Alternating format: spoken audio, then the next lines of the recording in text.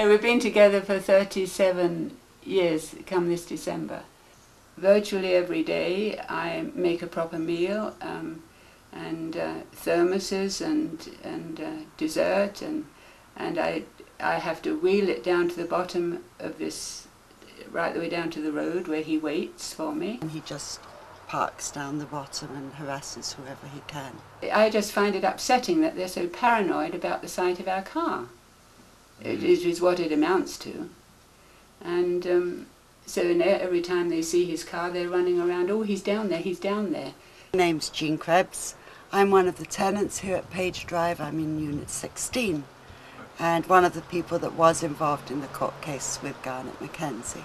I'm Walter Roots. I'm the past president of the Galliano Housing Society. I was a president up till the last year and a half when all this was going on.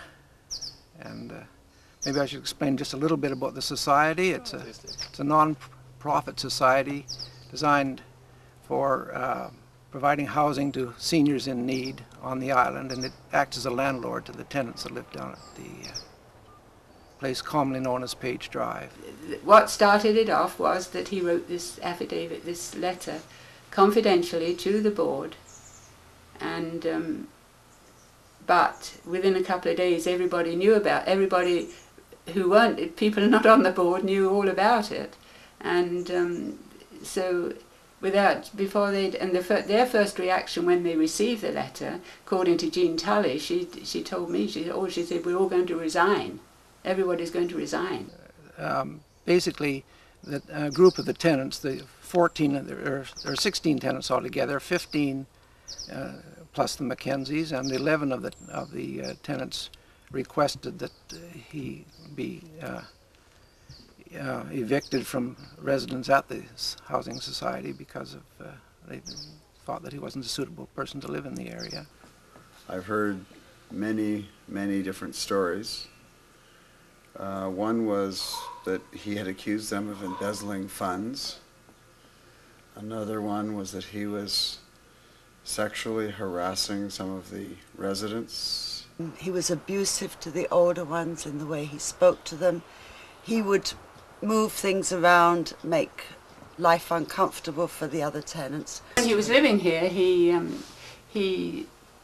opened up all this ground out the front here, and he worked hard, and he dug out lots of rocks to make it usable, and which apparently this is what upset some of the people and around here, that they were upset with it. Mind you, he had a pile of rocks out here, and they weren't slow in coming and taking them away when they needed rocks to build little walls and that. He makes this sound as though it's a slum area. His garden maybe, but as you see, the rest of us look after them. He did the gardening. Now it's getting beyond me. I can't do it. I'm not a gardener, for one thing, and I can't. I mean, all this has gone to pot out the back here because it's just growing like a jungle again. My impressions of Garnet are of someone who has some particular ideas about the world and how it should operate and how it is operating, and likes to talk about it. The people who I hang around with have all just automatically labeled him as a psychopath simply because he lives in a storage locker. Another one was that he was publishing documents that were false. Another one, well, they just kind of go on and on. He sent derogatory letters about me to my daughter and then circulated them outside of the church. I'm Garnet Mackenzie and on Galliano Island. This is a storage locker of the Galliano Freight Company in Vice Sturdy's Bay, and they attempted to expel both my wife and myself, and then that was reviewed by a Supreme Court judge, and he confirmed the expulsion of me and not of my wife, that she would be allowed to stay. He wants to stick it out and fight it in his own way, and I just, I support him. Joan asked that she not be evicted, that no one had complained against her, and so the judge said that was fair. He hoped that both of them would move because he didn't want to break up a marriage, but Garnet had to leave. He has deposited piles of rock at the back of his unit, which does not improve the landscape in that area. I've never heard mention of a complaint of that until this affidavit.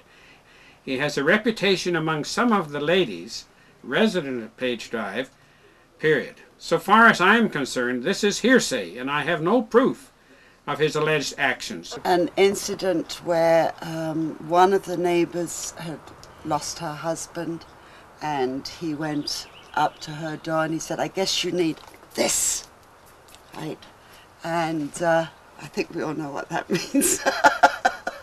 6 years ago, 1989, sexual harassment, Colleen, made obscene gestures with his hands at my front door one evening. I reported the incident to Marjorie Phillips, but this is the first I have heard of that. And we often discussed things that would be off color. This woman consulted with me privately, as her husband separately consulted with me privately about legal and emotional marital problems.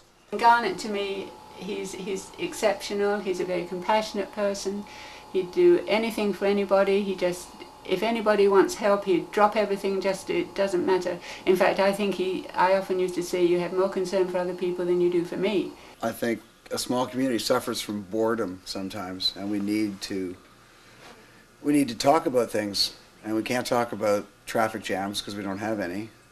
We can't talk about crime because there's not enough to talk about. So we end up talking about things that we know very little about.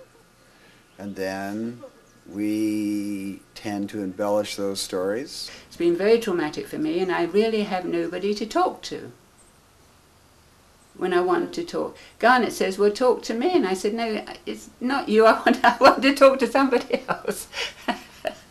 It's enough to make a person cry, but I find most people laugh at it, the situation, and it confirms the adage that if you cry alone, and if you laugh, the world laughs with you.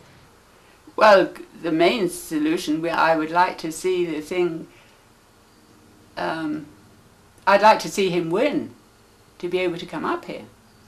I mean, that's what, that would be the ultimate solution for me, and for both of us.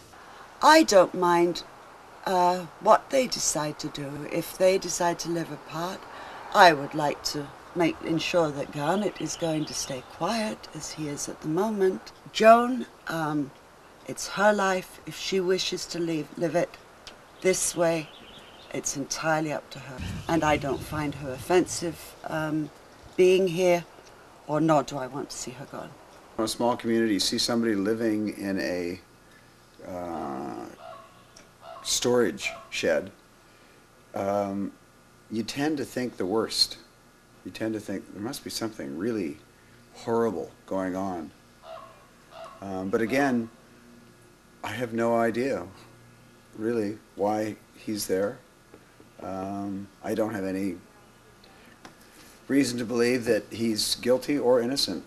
I just don't know. And I guess what concerns me is that there's no forum for finding out the truth. And in the old days, they used to burn the witches.